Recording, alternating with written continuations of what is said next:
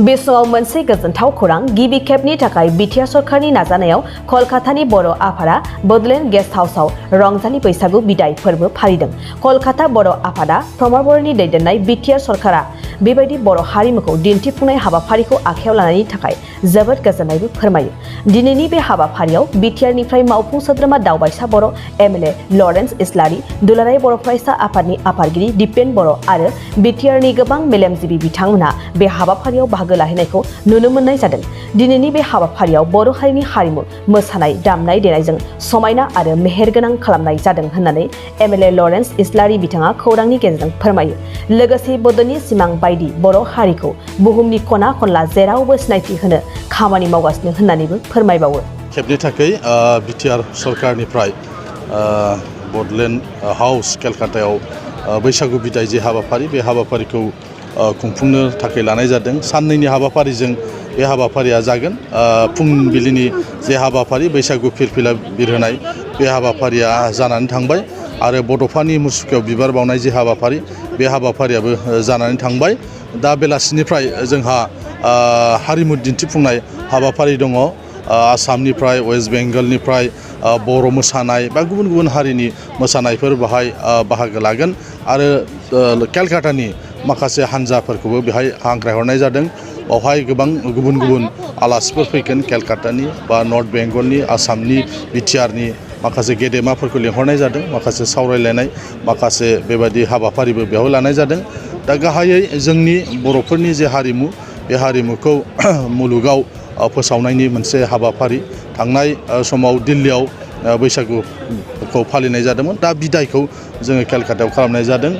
बिनि थाखाय रायजो राजाफ्रा मोजां मोनदों, सानसुमैफ्रा मोजां मोनदों जे सरकारानो बेबायदि मोनसे हाबाफारि लादों जे हाबाफारिखौ आगोल खालामनो हानाय जायाखैमोन। एबार गिबि खेबनि थाखाय मानगोनां प्रमद बर' दैदेननाय जे बिटिआरनि सरकार बे सरकारा जे बेबायदि मोनसे हाबाफारि लाबाय दा बयबो गोजोननाय मोनदों आरो बे हाबाफारिखौ बिसेस भाबै कलकाता बड' एस'सिएशनफ्रा मोजां मोनदों जे कलकातायाव थानाय बर'फोरखौबो लाफानानै जे बे हाबाफारिखौ खुंबाय थारैनो बिथांमोना रंजानाय मोनदों। गाहाय उद्देश्यआ जाबाय जे जोंनि जे हारिमु बे हारिमुखौ दिन्थिफुंनाय मुलुगनि मानसिफोरनो, लोगोसे डक्टर सुनिति कुमार चेटार्जी जायहा बर'नि जारिमिन लिरदोंमोन दा बिथांनि फारसेबो जोंहा मोनसे सिबिनाय थानांगौ। दा बेफोर गासैखौबो सरजाबनानै कलकातायाव जोंनि बर' हारिमुखौ दिन्थिफुंनाय आरो बिसोरजों मोजां मोनसे सोमोन्दो दानो थाखायनो बे हाबाफारिखौ बेयाव लानाय जादों। नोंथाङा सरकारि साख्रि नागिरदोंना? नोंथांनि थाखाय मोनसे गोजोनथाव खौरां। नोंथांनि थाखाय दं एडुकेट पइन्ट, जेराव नोंथाङा सोलोंथाइ लानायनि गेजेरजों सरकारि साख्रिनि गुबुन गुबुन रोखोमनि गोब्राब आनजादफोरखौ उथ्रिसारनो हागोन आरो गावनि आथिङाव गसंथानो हागोन।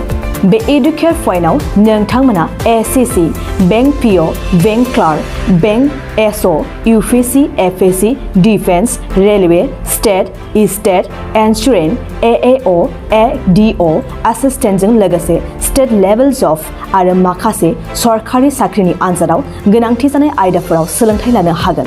मख'नो गोनांदि बे सोलोंसालियाव साख्रिनिल' नङा, बेयाव MBA आरो सैनिक स्कुल बायदियाव एडमिशननि थाखाय एन्ट्रेन्स होनो थाखायबो सोलोंथाइ लानो हागोन।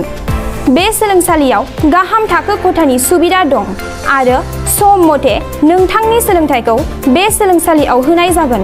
बेखौबो मिथिनांगोन दि बे एडुकेट पइन्टआव सोलोंथाइ लानानै बावैसो 2021-22 मायथाइनि एसएससि GDनि आनजादाव गासै 11 सा सोलोंसाफोरा उथ्रिसारनो हादों।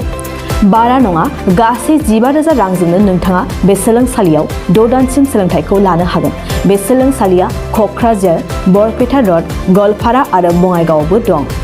क'क्राझाराव सोलोंथाइ लानो गोसो गुदुं जानाय सुबुंफोरा 70020261333 9101536360 70020261333 9101536360